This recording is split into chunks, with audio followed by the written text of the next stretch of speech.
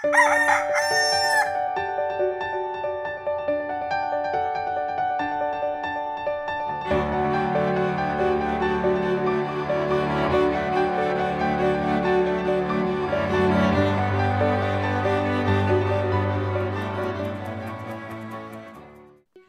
umaga po kapamilya, ito po si Father J-Boy at tayo na po at magkapet pandasal.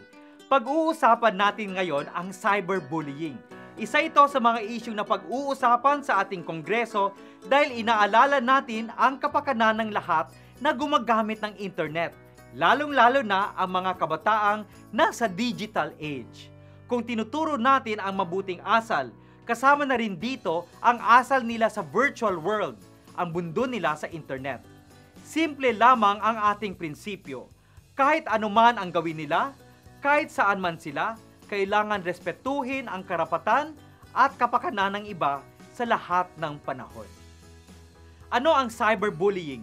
Ito ang pang-aapi gamit ang anumang electronic device tulad ng email, instant messaging, text, blogs, websites, tweets, status messages, video chats. Maari itong makita kapag may nagpadala sa iyo na mapang-insulto na email, status o tweet na gamit ang computer, cellphone o tablet.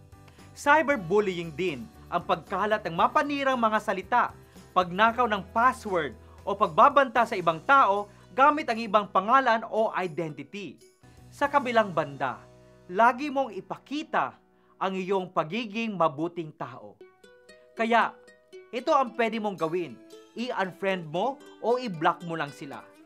Higit sa lahat, kung kilala mo, lalong-lalo na sa eskwelahan, isumbong mo sa nanunungkulan. Mga kapamilya, manalangin po tayong gawin ang utos ng Diyos na mahalin ang ating mga kaaway. Magandang umaga po.